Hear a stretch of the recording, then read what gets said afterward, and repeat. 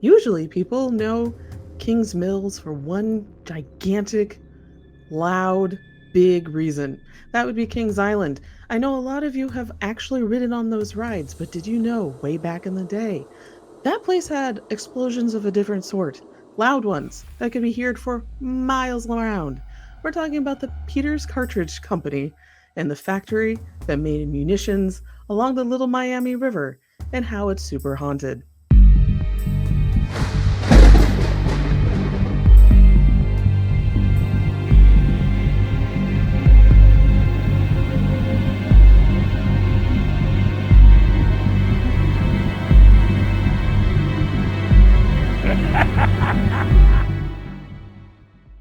Hello, everyone, and welcome to another awesome episode of the Cincinnati Cabinet of Curiosities presents the Hometown Haunts podcast.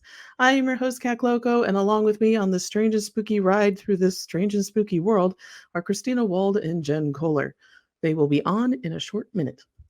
You can stay up to date with our show by following us at Sin Cabinet Curio on Twitter and Cincy Cabinet of Curiosities on Instagram.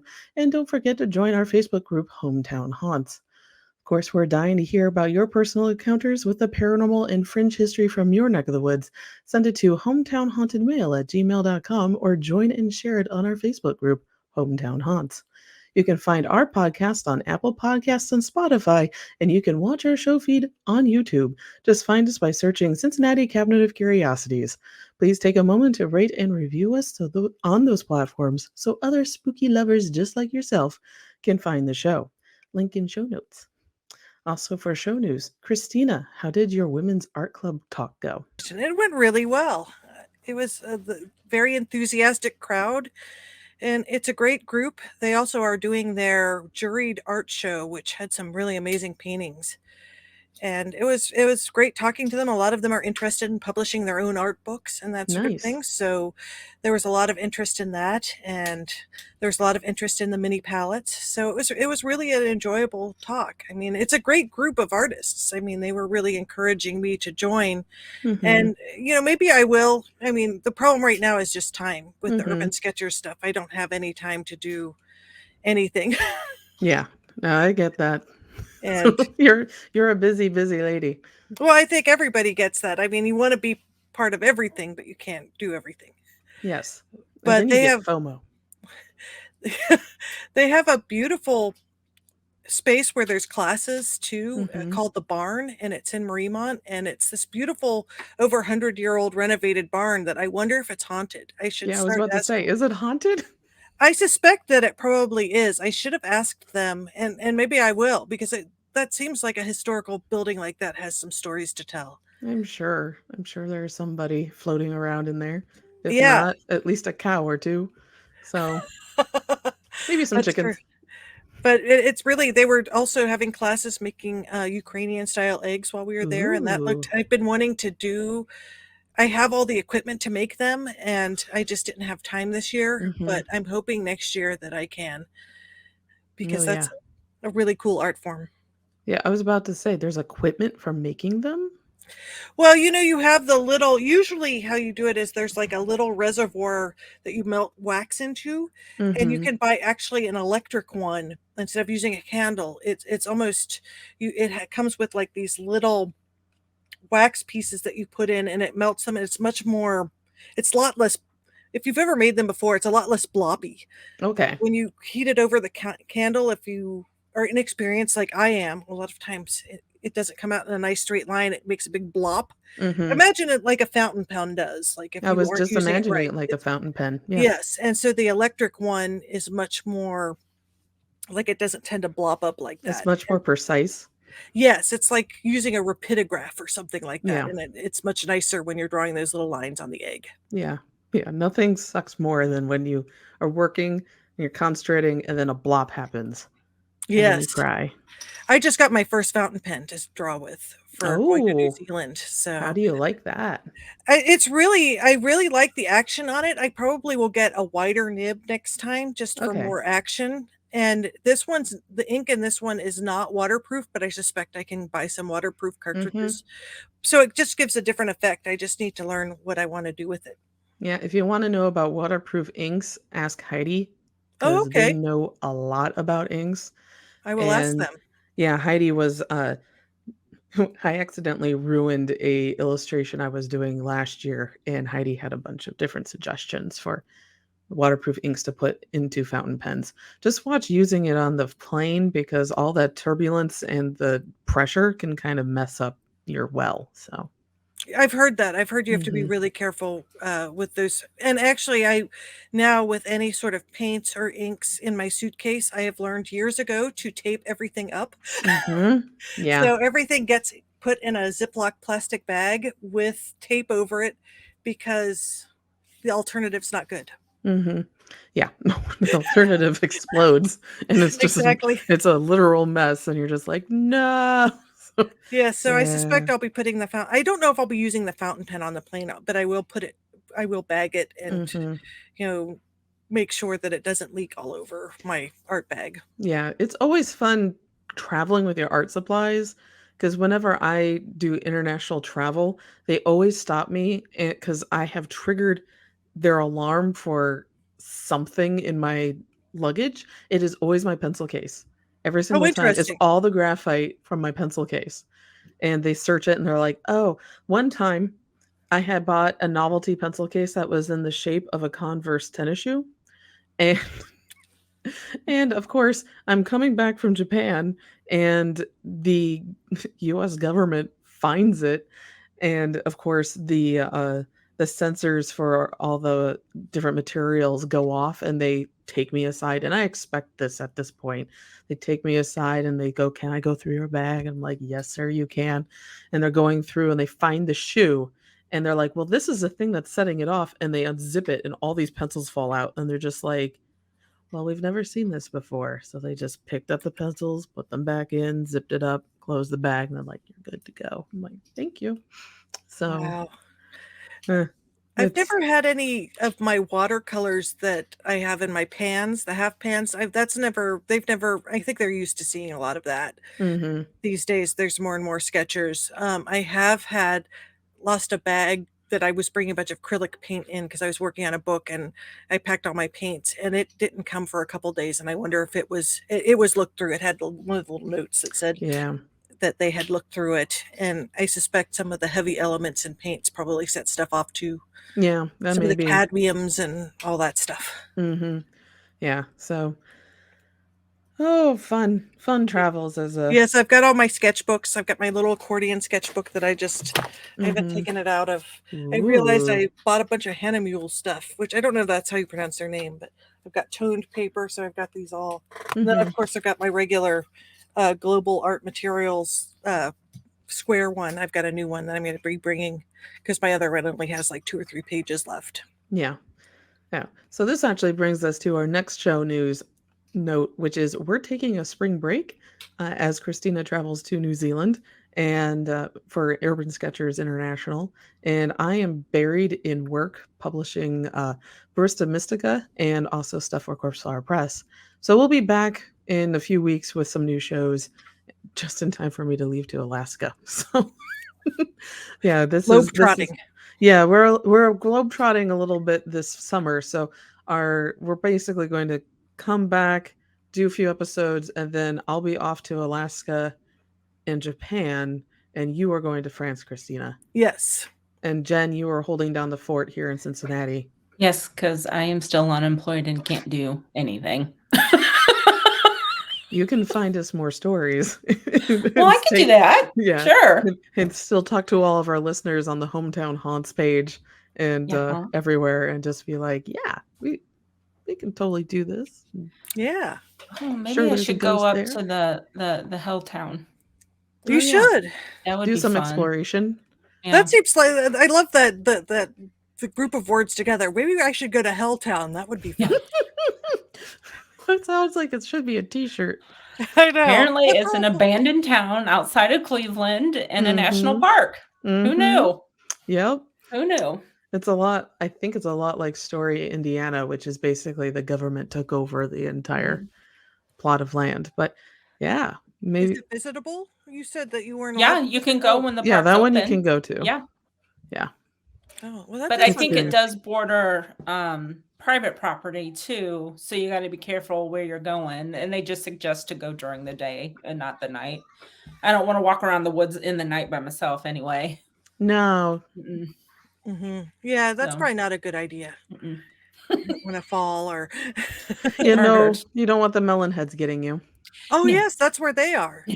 Yeah, that is where Yeah. they are. Speaking of But hot most stuff, likely I would fall and no one would find me and I'd be missing for 20 years and then someone will find my bones and go, "Oh, that's the stupid hiker who just tripped and fell over a rock." Well, that's one thing that's interesting. I don't know if you heard it when we were at Highland Heights Comic Con, but they recently found a rather old corpse in the Mhm. woods next to NKU. They Yep. did? The story I read, they didn't really say that much about who it was. They just Yeah. because I get all of the NKU news, Yeah. Mhm. and Just gotta make sure it's not affiliated with the yeah, it school. more said who it wasn't than who it was. Yeah. Mm.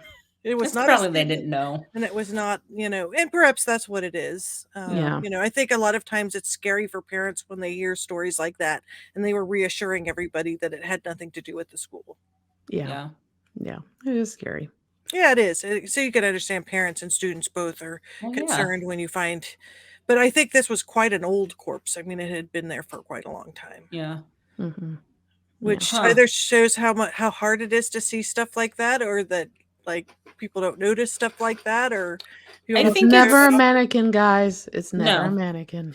I think it's really hard, especially if it's just bones, Mhm. because they kind of take on the color of the environment. So unless you really know what you're looking for, or if it's in the shape of an identifiable body, you're not going Mhm. to really know what that Yeah. is.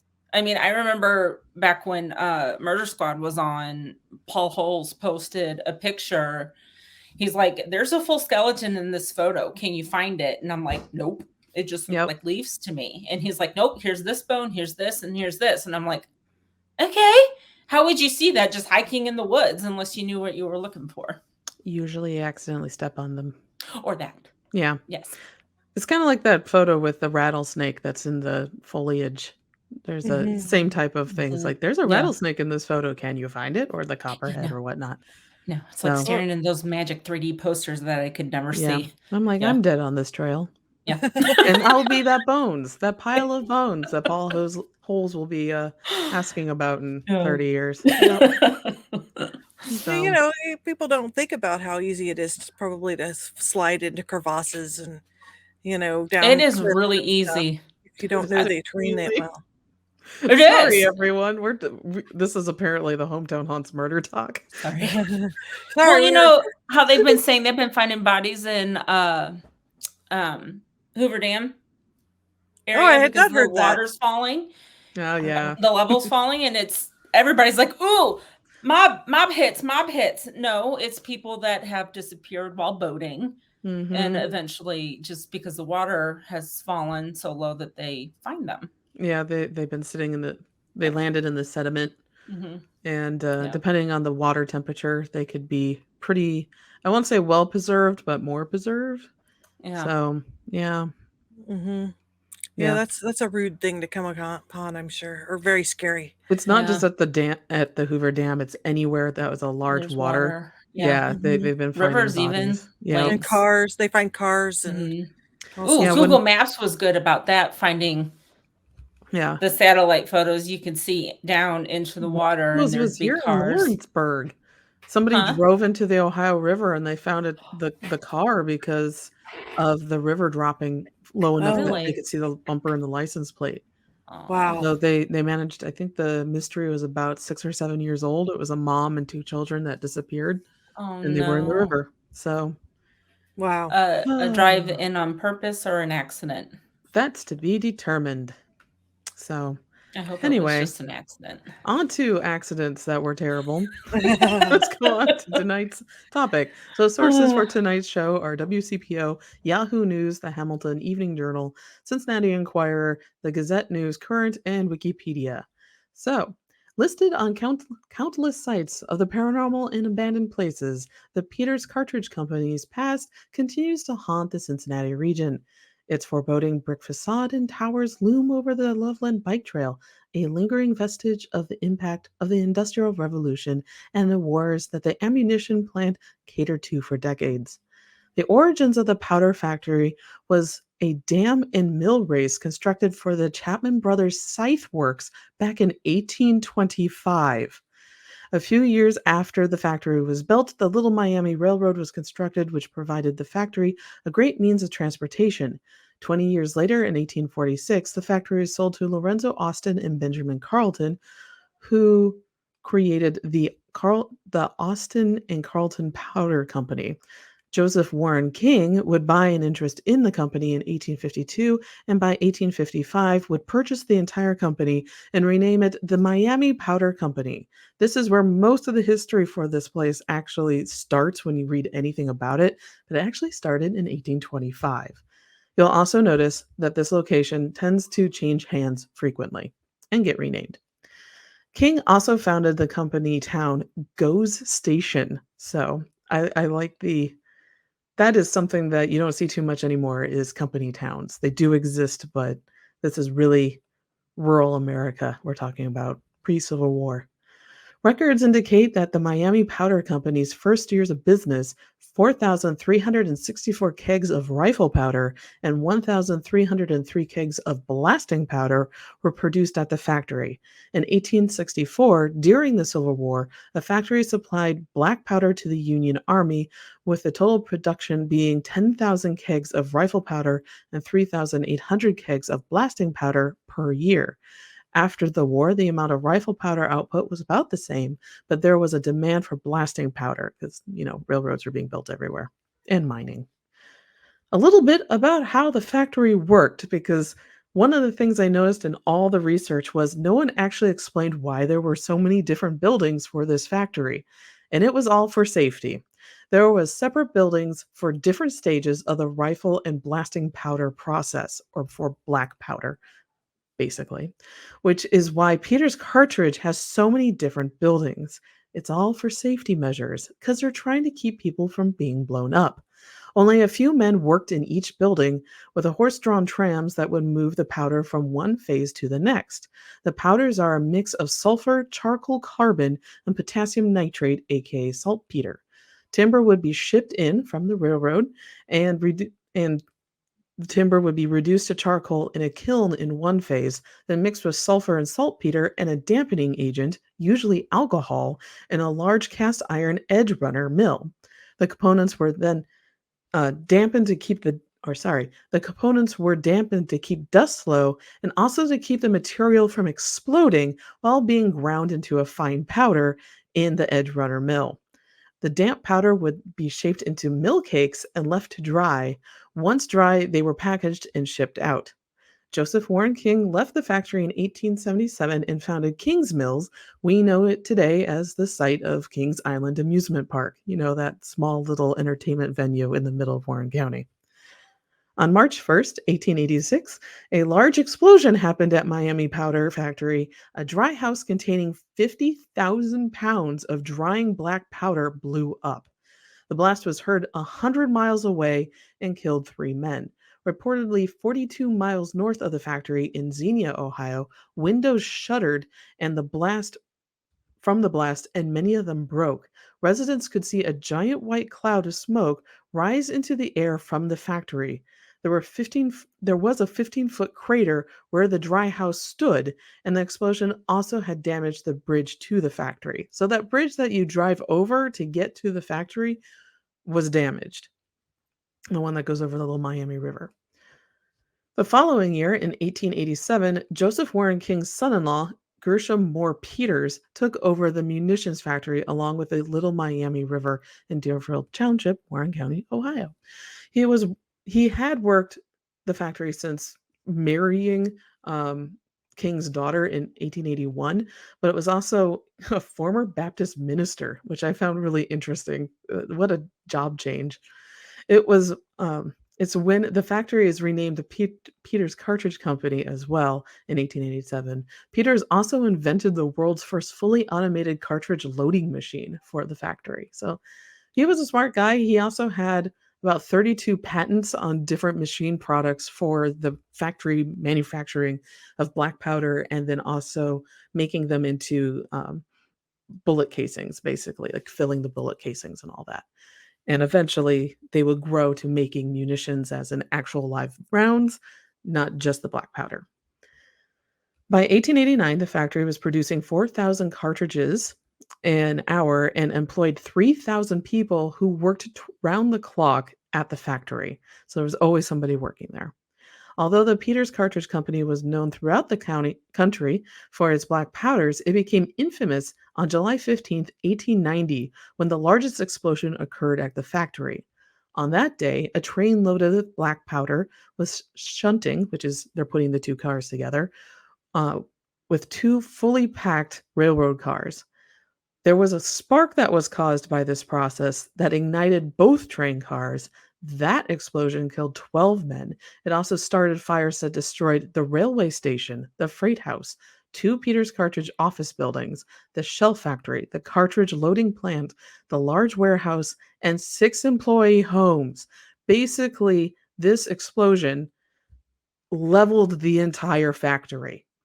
And there is a wonderful, and I say wonderful as sarcastically as I can, illustration from the Cincinnati Enquirer in 1890 that I could show you right now. Would you like to see it?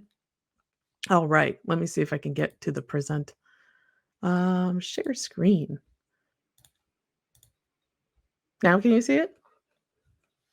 Yeah. So this was the explosion of this is an ink drawing of basically 2 boxcars exploding from all the loaded munitions. So, yep. All right. There we go. And we're back. There we go. We're all back now. So, the entire Peters Cartridge Company was rebuilt across the river from the previous location. This included the tall shot tower, which was completed in 1895. The iconic brick shot tower, topped with the letter P, was completed in 1919. The other buildings built were a machine shop, shotgun shell loading building, bullet manufacturing building, a main building, a powerhouse, a metallic cartridge loading building, pier assembly building, and an indoor shooting range and ballistics laboratory. So that is what, when you go there now, many of those buildings still stand because they're wood framed, but they've been shored up with either concrete or brick. With World War I, Peters Cartridge Company was filling large orders for the Kingdom of Great Britain and Ireland, as well as the Russian Empire. Remington Arms purchased the Peters factory in 1934 and fulfilled orders for World War II. During the Peters Cartridge and Remington Arms days, there are more explosions at the factory that result in an additional 21 deaths. In 1942, for example, an explosion was so powerful that it shattered windows 30 miles away in northern Kentucky. Once the war was ended in 1944, Remington sold the building to Columbia Records, where they used the space to press 78 RPM phonograph records. Columbia used the facility for only 5 years, however, leaving in 1949 when 45s became more popular. They leased the facility to Seagram Distillers as a warehouse space until 1968, and after the warehouse was purchased and sold multiple times. Landmark Renaissance Corporation bought and renamed the facility to Kings Mill Technical Center in 1979.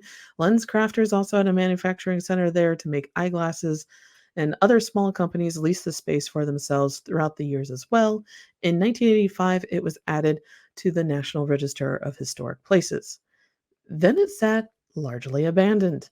And of course, with abandonment means there are ghost stories. The property was a popular space for urban explorers, ghost hunters, and teen vandals throughout the past few decades, but especially during the 1990s. There are pentagrams crudely spray painted on just about every space of floor for a really long time. Windows were broken, and there was overgrowth reclaiming the walls all during the 1990s. Local rumor persisted that satanic rituals occurred in the old buildings. In the 1990s, someone even broke in and transformed a part of the factory floor into a haunted house. The Strobel family, who purchased the property in 1998, kept the decorations up, which seemed to only add to the creepiness of the building. Most commonly, it is believed that the ghosts of those men who died while working at the factory still remain and make themselves known around the premises. People have visited the property in decades past have claimed to hear footsteps on the roof or within the main building when they were alone.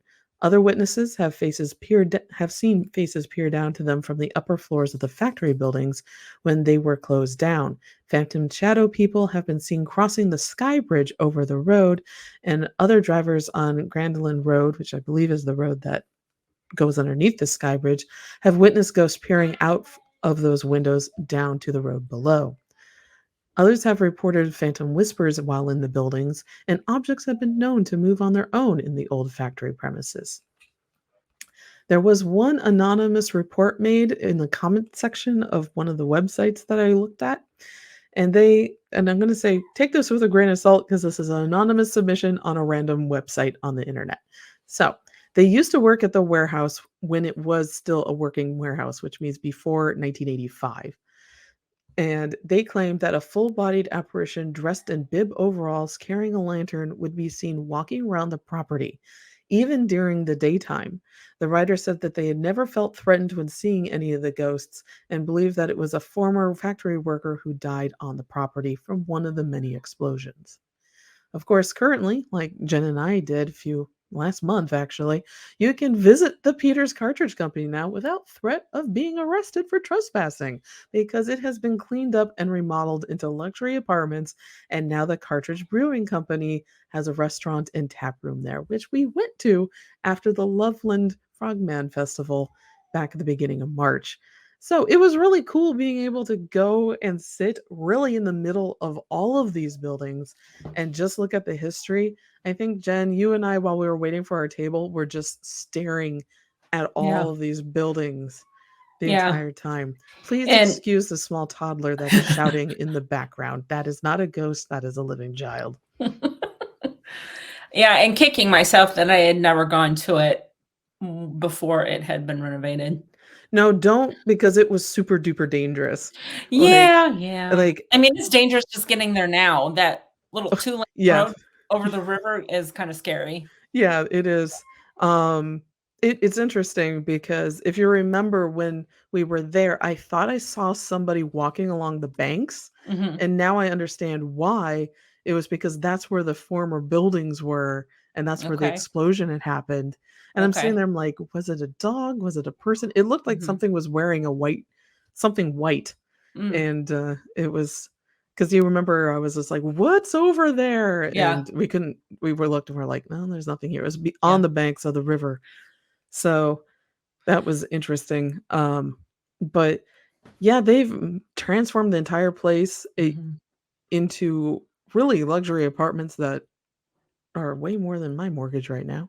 Same. And yeah, and they look cool. And I'm They glad that do. they could reuse these buildings. It was apparently when they remade them or refurbished them, huge EPA thing because this place was contaminated Yeah. with just about every heavy metal that you could think of Yeah. was in the ground and in the water. So they had a massive cleanup. It actually led to a lot of people that lived in the area to think that they were demolishing the buildings Mm. because it took them a month straight of just digging topsoil out and replacing Yeah. it with new stuff. So But I'm yeah. happy it cost $5 million to do it, Wow. but I'm happy they were able to save the buildings though, because you cannot rebuild these See, places. no, and that's the developer that cares about the history of the Mhm. property Yeah, because as we've mentioned before, not everyone feels that way. right. Yeah. And it's fun going to the tap room. They have a lot of Remington and Peters Cartridge themed and military themed beers. Mhm.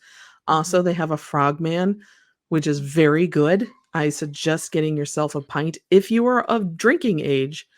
Um, caveat there Yep. of Frogman because it's a lovely pineapple hoppy Mhm. beer. So, but yeah, um, it's just really neat. It was also a full moon, I think, when we went there, so Yeah. we got some Yeah. lovely photos of the full moon right behind the shot tower Mhm. with the P on it. So But it's amazing. And if you, for our listeners, if you know somebody who lives there or has experienced anything there, please write in.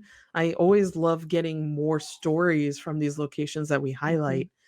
Um, this one Invite us seems over super for a spooky. beer and a tour. Yeah, I would do a beer and a tour too. Yeah, yeah, yeah. And what's funny is I think the Loveland, not the Loveland Frogman, no, wrong thing. The Loveland Bike Trail actually is on top of the former plant that exploded. Oh, So the one that okay. exploded and caught on fire and everything, Mhm. yeah, that the bike trail goes right over that.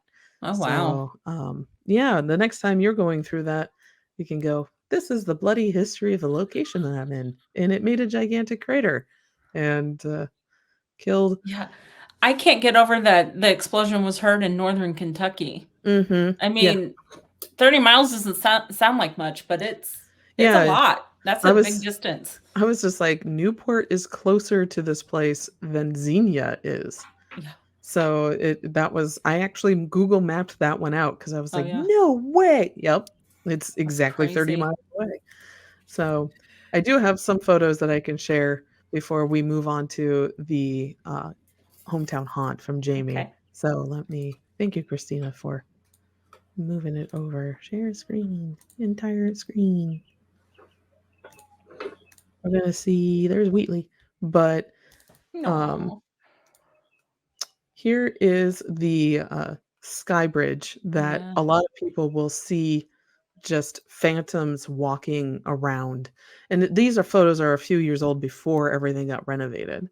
So, but how spooky would that be to be driving down the road, about to go up a bridge that has a steep, steep hill and a curve directly to your left, and you see somebody that's not supposed to be there staring at you from that sky bridge. Yeah, thank That you. yeah, no, thank you. That it's no, Probably drive off the bridge. yeah. And then this is the what it looked like before being renovated. So all of these, this is one of the Pretty. that's the 1919 shot stack, basically, the one with the big P on it. Mhm. And Is that where the restaurant is now? no, Or is this that is the where all the apartments? condos are now. Okay. So this is one of the main buildings. Um, it used to look like this inside. Yeah. Yeah, it was. This is where basically things were. I believe this is where stuff was actually pressed into ground and then pressed and stored. I think this is a warehouse where they store everything. I know this makes for great audio listening. We also have a Peter's Shell advertisement, Oh, neat. and yeah, this is 1912. It gives you how much basically they sold, and so this is probably around 1916 when this advertisement. So it's Peter's Shells adds further evidence of the superlative quality of Peter's shells. So just lots of happy men with rifles and not top hats. These are just I forget what kind of hats these are, but they're all wearing suits. They're not bowler hats, are they? No. No, I always called them fishing hats because that's what my dad would wear when he was fishing. Yeah, kinda like an But Indiana Jones hat almost. yeah. So this is the actual Cincinnati Enquirer article, this entire front side of the front page. And you can imagine back in the day, the newspapers were Big. thinner but longer than they are now. And half of the page in 1890 was taken up about the another horror. So this is Wednesday morning, July 16th. Another horror. 1,600 kegs of powder explodes, wiping the King's Mill from the earth face. 3 persons known to be killed outright. 7 are missing and 9 seriously injured. William Franny, a brakeman, is blown to automata. Like, no trace can be found of 9 persons. Terrible scene in little town on the Miami. Every house, the residents reduced to splinters. Peter's cartridge factory goes up in flame and explosion, and threatened. I'm sorry. I'm having a difficult time reading this one because it's really old. old-timey. Peri-Holocaust lends terror to the scene. Wires all down and devastated spot isolated in its sorrow. The killed, it doesn't mention the 3 people who were immediately identified after being killed or That blown to illustration says Autonoma. everything. Yeah, I know, No, right? yeah, it It's a does. great illustration. It is. Are there bodies on there? Oh no, There, there. there Yeah. are. Yeah, there There are. There are They're right bodies. here. There's one guy I going, mean, "Oh," and another guy going, "Oh dear," and another guy running away. I think that's a wonderful illustration. Did it Yeah. credit who did it? Nope. Probably Staff not. artist probably. I love that. William. What cracks me up about this being in the newspaper industry for so long was those subheadings were like a whole column. I know. What I just read for our listeners are like 10 subheadings Yeah. for this one article. It just Yeah. keeps getting worse and worse and worse as you're reading. Mhm. So the killed were William Fowley, Alpert Williams, and Samuel Stevens. They're the ones that they could identify immediately, who were blown to smithereens.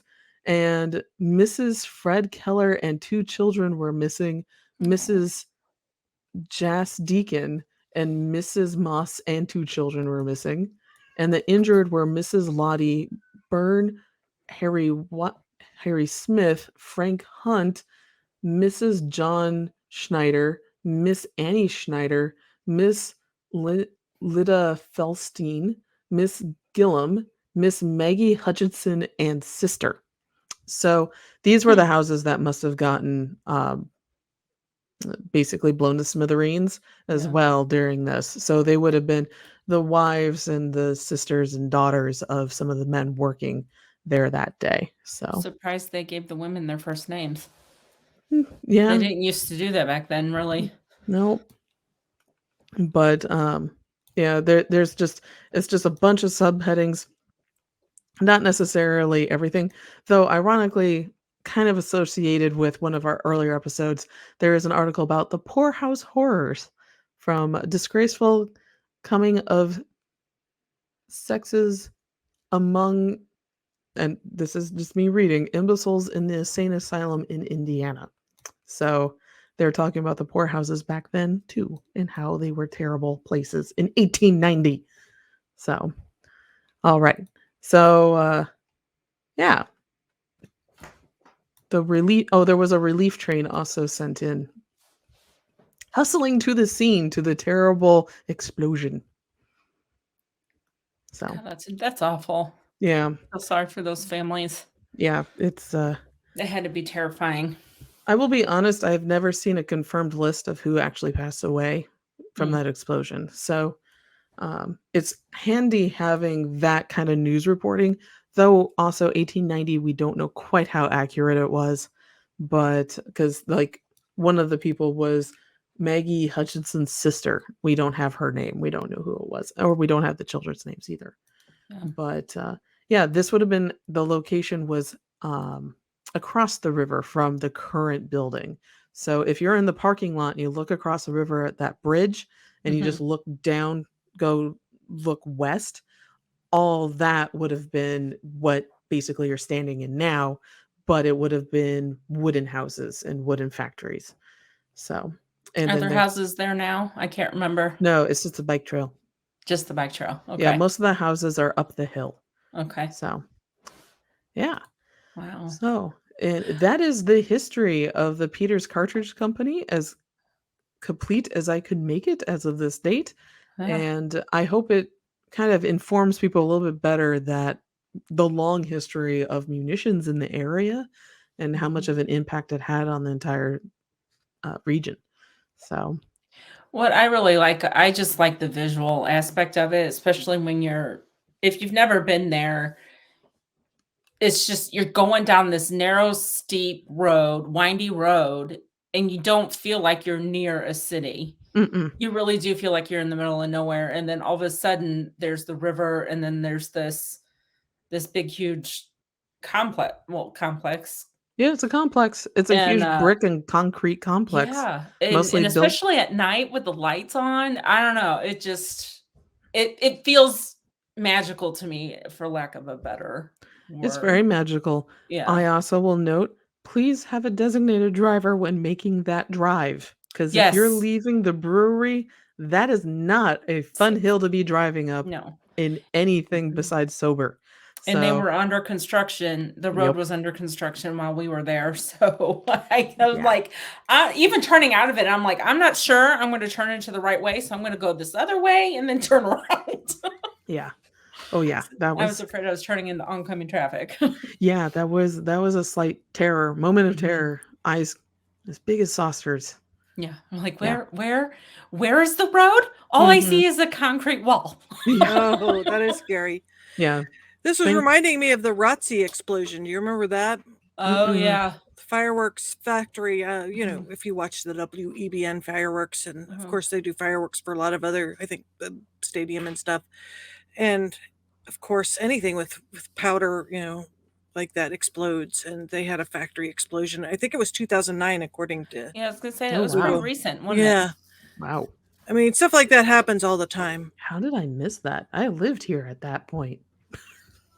You had other things going on. I think the only reason I remember is because I was at the paper at the time. Yeah, But yeah, it I was a don't big remember deal. us covering it hugely. Hmm. Mhm. Yeah, I mean, it says in the article I just looked at, small explosion. So I Mm. Yeah. suppose it wasn't this one that you described where people heard it in Newport Mhm. seems bigger. I mean, Yeah. and Yeah. also it was probably heard because there wasn't that much stuff making noise back then. Yeah. Yeah, And or much to Yeah, the noise block pollution a now sound. is so Yeah. much louder. oh yeah, exactly. And this was just one of many explosions. Hmm. There was somebody else that commented in a different article that explosions were so commonplace coming from this that not necessarily killed anyone, but you kind of lost track of it. So Hmm. it was only like the really big ones that people remember noting. Yeah. And it still killed after these 12 people were killed in 1890, 21 more were killed up until 1944. Hmm. So, How do you in prevent that? Like, is the process different now? Because I don't really hear of any munitions plants. more of it is automated than it was before. Okay. So, and it just this seems to be they tried their best, I will be honest. They Yeah. put it all in separate buildings. They moved things cautiously from one building to another, Mhm. but also think about how many people smoked around these places. Yeah. I mean, smoking's still a thing. The Mhm. train probably was a Yeah. spark from the wheels that caused it by Yeah. trying to brake too quickly.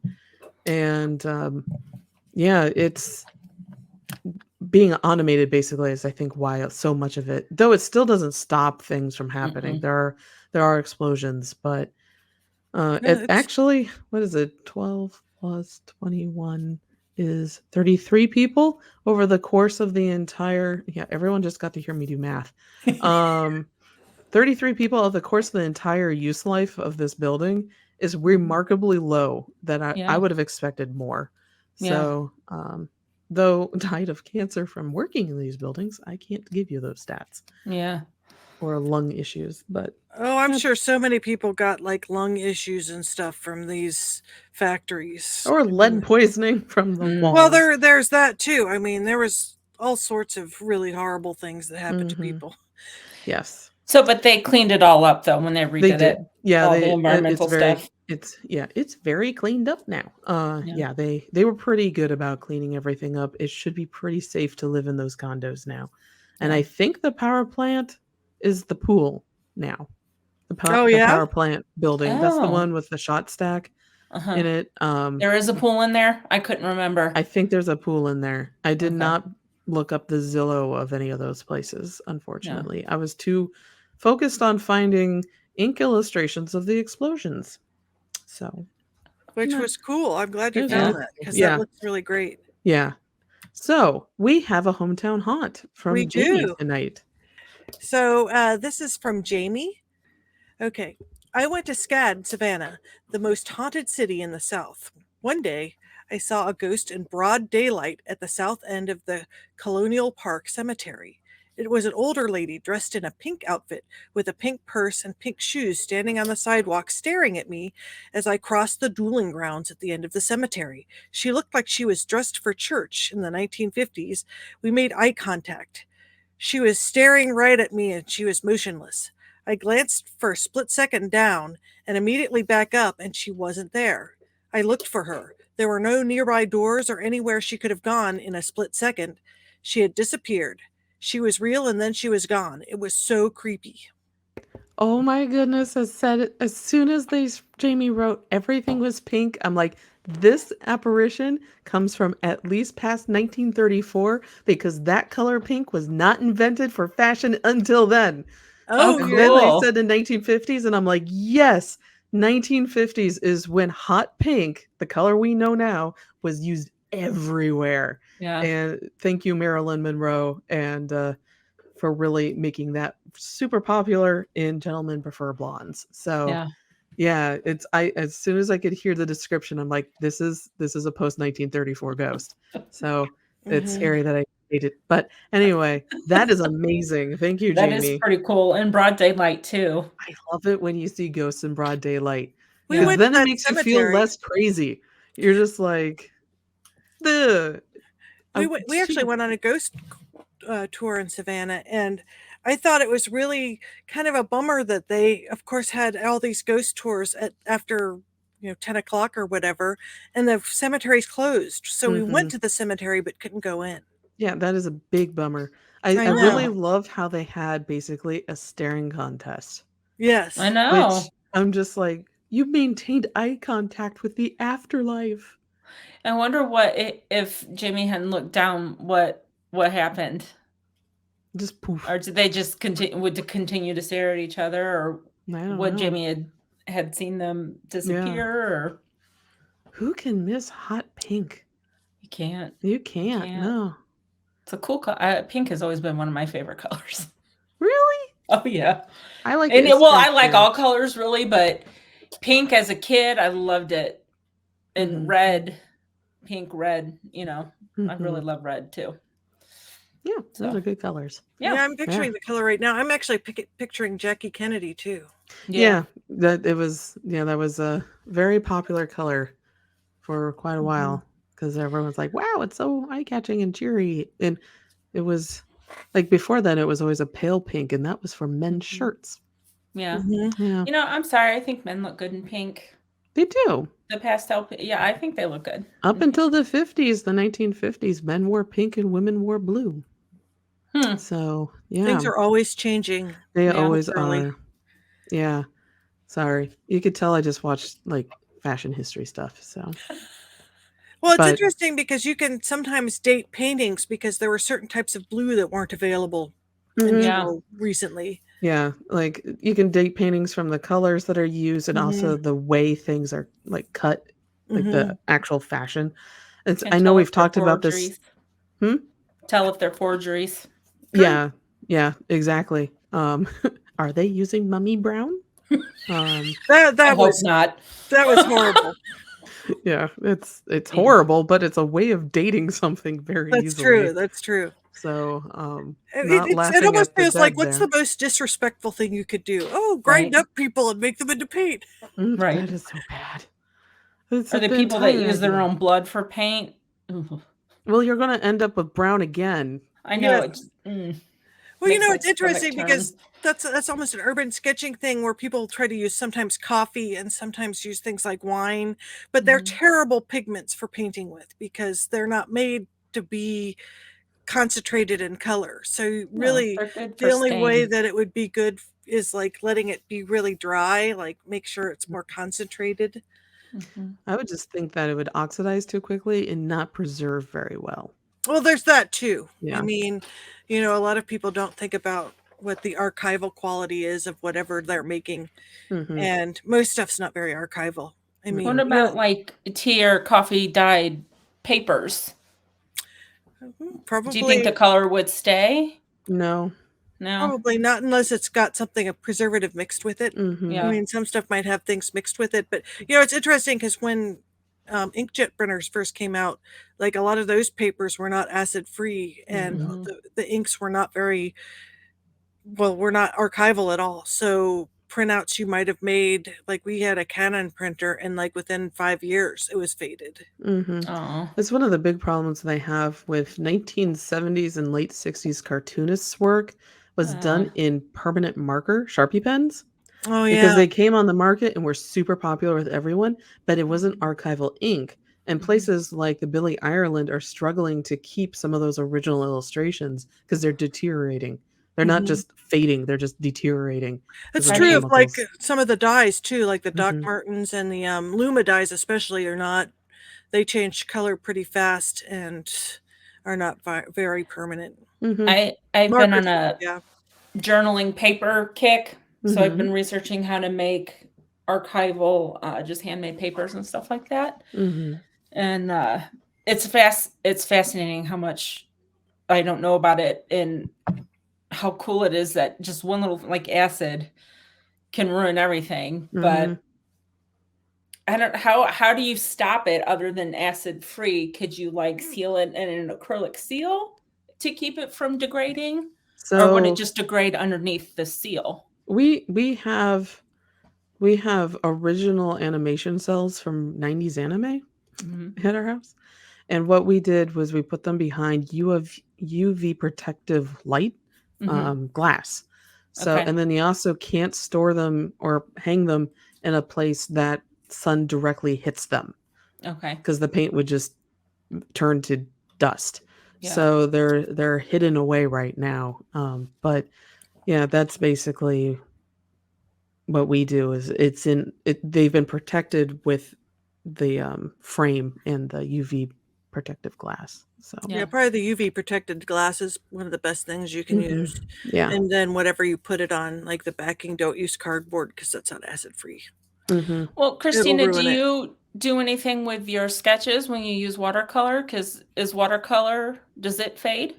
I think most of the watercolors are pretty archival. It's probably you have to worry more about mixers. I know I love using those Sharpie fine pens, and somebody was telling me those aren't archival. Mhm. I just, which I think the microns are, Microns are and there's a few, Indian inks, of course. Heidi probably can tell you which Mm, ones are archival quality and which ones aren't. mhm. So, okay. I it wow, we just went into an art rant from a ghost story. Thank you, Jamie. That's Well, SCAD. I think that's yeah. It's fascinating. So, It's just She's an art fascinating. teacher. Savannah She's an art teacher, so I think yeah. she'll be a I pretty good will love question. to go to SCAD. For our listeners who don't know, it stands for the Savannah College of Art and Design. A lot of Mhm. cartoonists go there and animators. And thank you, Jamie, for submitting this and sharing your story. I really Yes. love this ghost story. Yeah. So Savannah's awesome. I want to go back. I Yeah, want to we went. go there. I've never been there. You never Oh, well, that been? would be a great. I say road trip, but when we went, we were like, we're never doing a road trip like this again because we were routed around Atlanta, so it ended up taking 14 or 15 hours to Oh drive God. there. So I Wow. highly recommend flying there. Okay. Christine and I went, her mom was living in South Carolina at the Mhm, time in Charleston. So we drove there to visit her and then took a day trip down to mhm. Savannah. I think it was like a 4-hour drive or something. That reminds me to announce our 100th episode is coming up sometime. Woohoo! And I know we're taking a break, but we would love ideas for us to do on that 100th episode. Let's go to Savannah. Like I had suggested Transylvania University, but Yeah. I think Savannah we is should a totally choice. do that. I think we Yeah. should do Transylvania University. I like that. Okay. Yeah. But we could do a poll. We'll do a poll. Is that Yeah. in legit Transylvania? Like It's in It's legit Lexington. yeah. Lexington? Oh, that. Yeah. Okay. AKA formerly known as Transylvania of the United States. We're not lying. Oh, It was known as Transylvania. So that's why it's damn it. called I Transylvania hate that. Can University. we please have things that have different names? Thank you.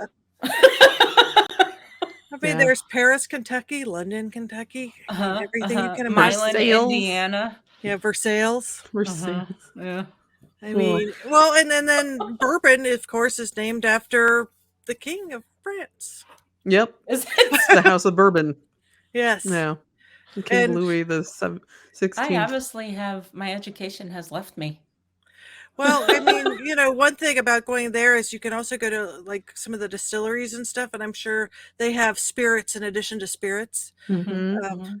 That was just Yeah. to use that line. I was trying That's it a good out. line. It's a I'm good working on line. my first 5 minutes. Yeah. I've never done any of the Bourbon Trail. Have you guys? I've Nope. done a little bit of Bourbon Trail. Yeah. We've been to a couple. I particularly like Buffalo Trace because they have a really nice campus with lots of old buildings, and it seems like fun. if there's a place that's haunted, it probably has some stuff. And we've been to a couple other ones, but I haven't done like the whole. There's a lot of stuff. Oh, There cool. is. Yeah.